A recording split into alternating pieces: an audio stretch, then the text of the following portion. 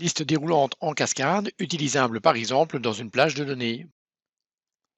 Ça vous dit de créer des listes déroulantes en cascade qui vont s'adapter de ligne en ligne. Par exemple ici, si Alain choisit une Renault, il peut choisir dans les différents modèles présents dans la table. Si Martine choisit une Dacia, elle pourra choisir parmi les modèles de Dacia. Et si Pierre choisit une Toyota, alors il pourra choisir dans les modèles Toyota prévus et placés dans une table de données. Eh bien, c'est ce qu'on va mettre en place ici avec Excel. Avant la 365, il était déjà possible de réaliser ce genre d'opération et des listes en cascade qui s'adaptent de ligne en ligne dans une table, mais il fallait pour ça que la table qui alimentait les listes déroulantes soit triée sur les marques, puis sur les types. Et donc, on avait ici la première marque avec ses types triés par ordre croissant, la deuxième marque, puis ses types triés par ordre croissant, etc., etc. La 365 nous dispense de cela puisqu'elle a les plages déversées qui vont nous permettre de réaliser l'opération. Effectivement, si je me mets ici en E3, je peux dans un premier temps créer la liste de mes marques sans doublon et trier grâce à trier unique. Je viens chercher ma colonne, je ferme mes deux parenthèses et j'ai ma liste des marques triées par ordre croissant et sans doublon. Je place ça dans mon gestionnaire de noms et je crée ici un nouveau nom que je vais appeler marque et je vais pointer vers E3 avec un hashtag derrière pour bien pointer sur toute la plage comme on le voit ici. Avec ça, j'ai déjà créé ma liste des marques. Maintenant, j'ai besoin de mes types triés par ordre croissant des types à l'intérieur des marques triés par ordre croissant des marques. Ça, c'est le boulot de la fonction trier. Si je trie simplement mon tableau ici des voitures sans donner de paramètres d'arguments supplémentaires, eh bien mon tableau va être trié par ordre croissant sur chaque colonne. Donc d'abord la première triée par ordre croissant, puis la deuxième, puis la troisième, etc. Et on voit bien ici que j'ai bien mes modèles triés par ordre croissant des marques, elles-mêmes triées par ordre croissant. Je vais reprendre la deuxième colonne de cela, et cela, c'est le boulot de choisir calls. Et je vais dire que je choisis la deuxième colonne. Avec ça, j'ai maintenant la liste de mes modèles triés par ordre croissant des marques, et je vais pouvoir maintenant mettre tout mon système en marche. Alors, en H3, je vais placer une liste déroulante grâce à données, validation de données, liste, et je viens chercher ici, grâce au F3, mes marques. Lorsque j'ai ça, j'ai bien ma liste déroulante qui me donne mes différentes marques et je vais prendre Renault. À partir de là, on va réfléchir pour voir comment on peut créer, récupérer ici la plage qui commence à Clio et qui se termine à Safran. Pour ça, on peut comprendre que je vais devoir partir d'ici et aller à la 8e position et qu'à partir de la 8e position, je vais prendre une plage de 4 lignes. Comment est-ce que je vais réaliser tout ça? Pour trouver de combien de lignes je dois descendre, eh bien, je vais tout simplement essayer de chercher la position de Renault, la première position de Renault, lorsque mes marques sont triées. Si je fais ceci et que je viens chercher ici la colonne de mes marques, eh bien, on va voir que mes données sont triées. On voit d'ailleurs que puisque je les ai mis sur la même ligne qu'ici mes modèles, on voit bien qu'on a les 3 Dacia, les 2 Fiat et puis ici les 4 Renault. Je vais donc maintenant devoir trouver Renault ici dans la liste et trouver la position de la première occurrence de Renault. Ça, c'est le boulot de Equiv. Je vais rechercher H3 dans I3 propagé.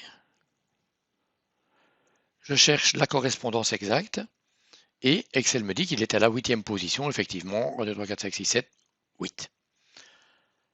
À partir de là, je vais maintenant demander à Excel de me donner le nombre de Renault qu'il y a ici. Ça, c'est évidemment le boulot de NB Science. NB Science qui, soit là, soit ici, va me donner le nombre de Renault.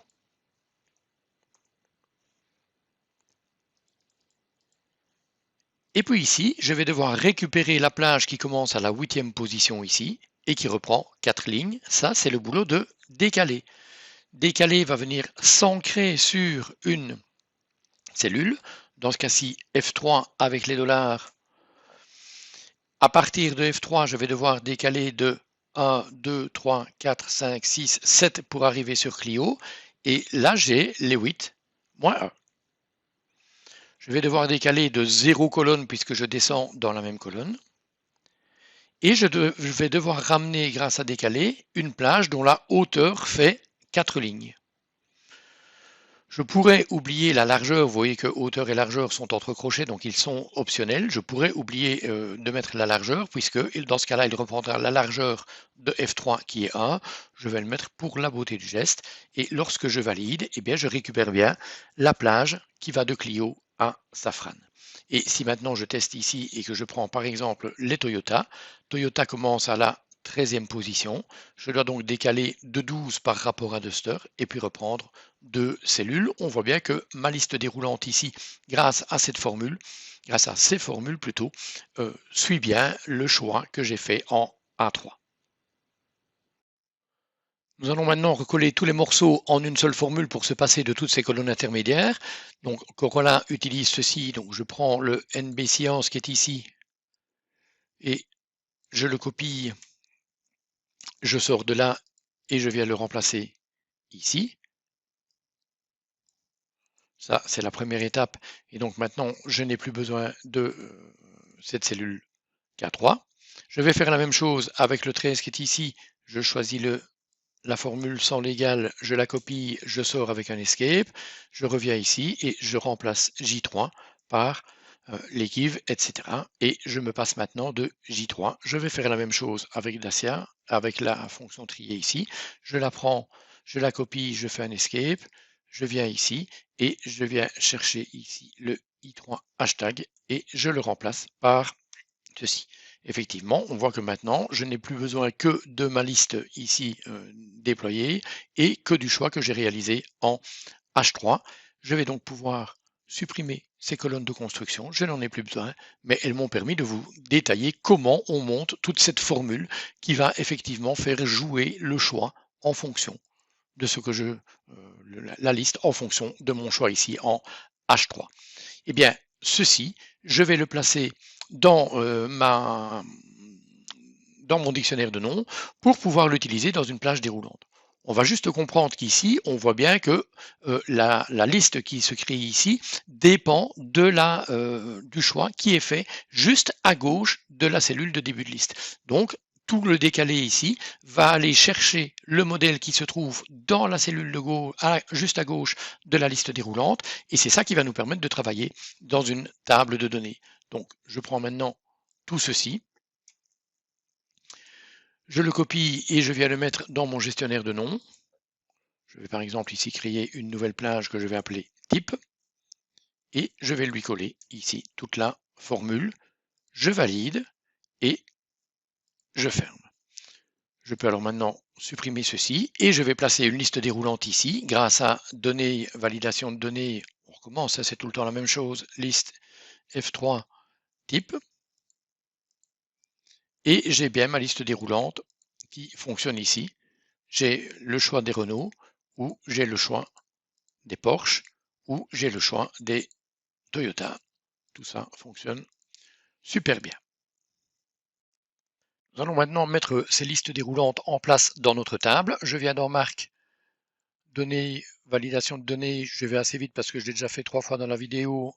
F3, Marque, OK, OK. On voit que ça va très vite. Ici, je me place dans les types. Validation de données, liste, source, F3, type, OK, OK. C'est normal qu'ils ne reconnaissent pas ma liste de données pour le moment puisque je n'ai pas choisi de marque. Donc pour le moment ici, je ne sais rien ouvrir. Mais maintenant, Alain va choisir une Renault et donc il va avoir la possibilité de choisir une Renault. Et puis Martine va choisir une Toyota et elle va pouvoir choisir entre Yaris et Corolla. Pierre va choisir une Dacia et il va pouvoir choisir dans les 3 modèles de Dacia pour choisir par exemple la Duster. Mission accomplie, j'ai bien une liste des listes déroulantes en cascade qui s'adaptent ligne en ligne puisque je vous ai expliqué tantôt que la liste déroulante ici dépend du choix qui est fait directement dans la cellule qui se trouve à sa gauche. On aurait pu évidemment créer une autre disposition et dans ce cas-là, il faut comprendre que la plage nommée ici, le nom qui est ici dans formule gestionnaire de nom type, doit être créé en fonction de la configuration qui lie la liste déroulante numéro 2 qui dépend de la liste déroulante numéro 1. Voilà, j'espère que ces explications vous ont plu, j'espère qu'elles vous permettent d'améliorer encore l'ergonomie, la sécurité des données et la fiabilité de la saisie de vos données avec Excel. Je vous souhaite une très bonne journée et je vous dis à bientôt pour une nouvelle vidéo.